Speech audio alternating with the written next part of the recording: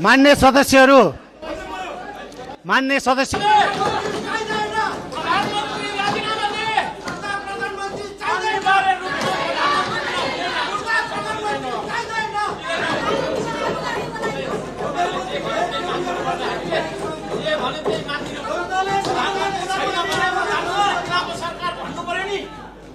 प्रधानमन्त्री बिनाको सरकार भन्नु पर्यो।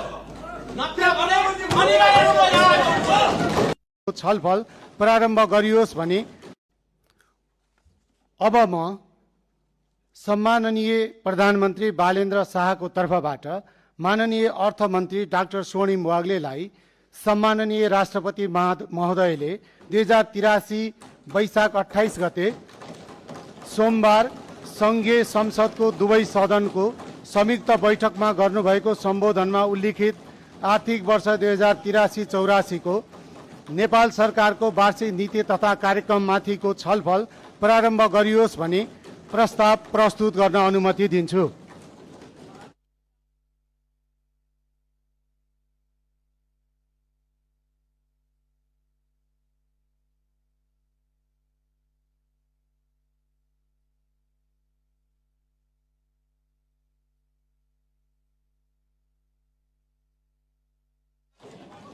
मान्य सदस्यलाई एकैछिन मैले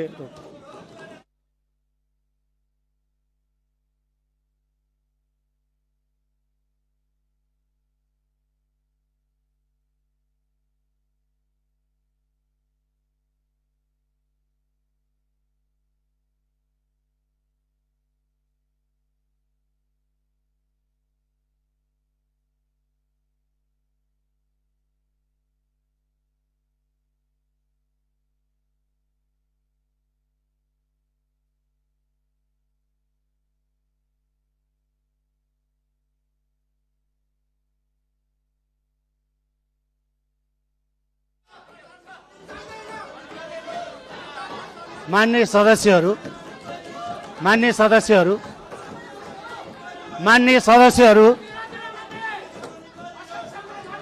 मान्य सदस्यहरू,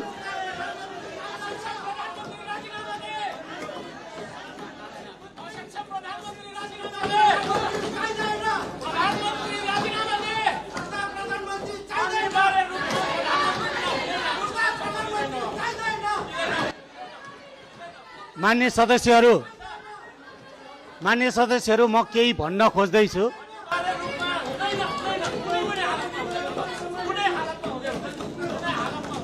मान्य सदस्यहरू,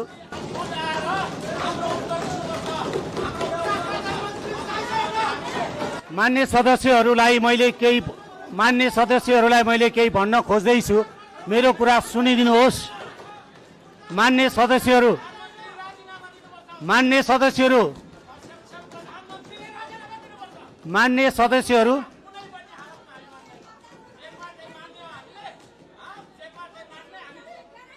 मान्य सदस्यहरू, मान्य सदस्यहरूसँग नियमावली छ।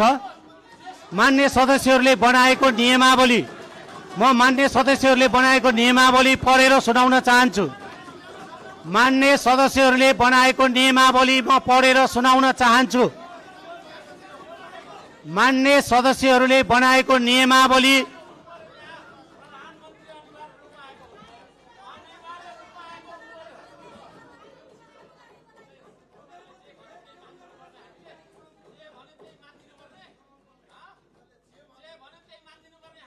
मान्य सदस्यहरू,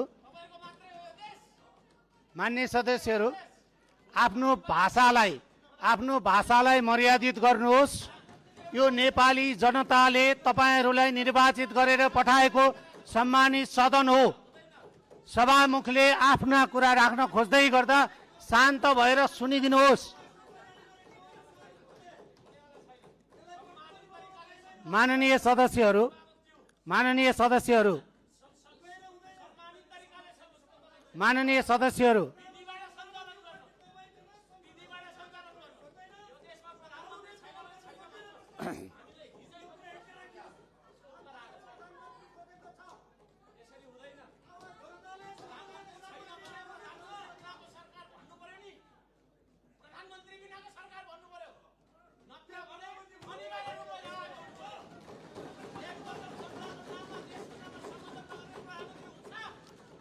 मान्य सदस्यहरू सभामुखले केही भन्न मिल्छ? मान्य सदस्यहरू,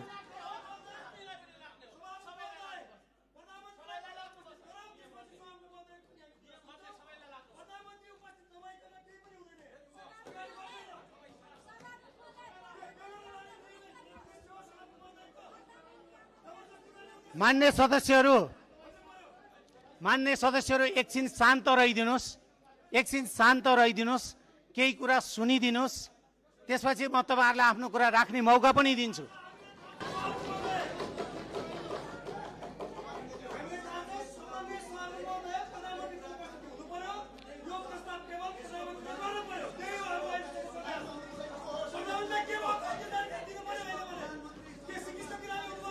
मान्य सदस्यहरू,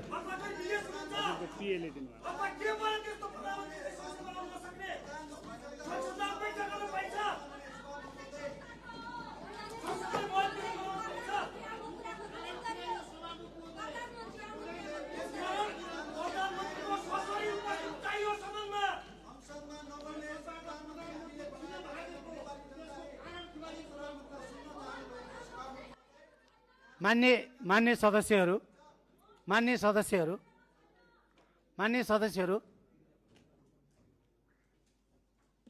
सदस्यहरू संविधान त्यसपछि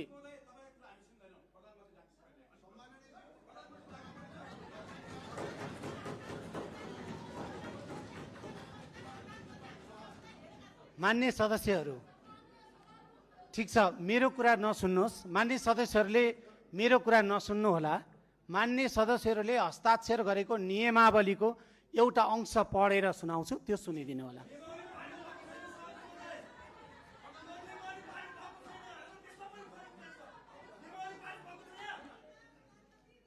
मान्य सदस्य, यहाँले संशोधित नियमावली पारित हुनु अगाडिसम्मको लागि 2079 को नियमावली स्वीकार्नु भएको छ। त्यसकारणले मान्य सदस्य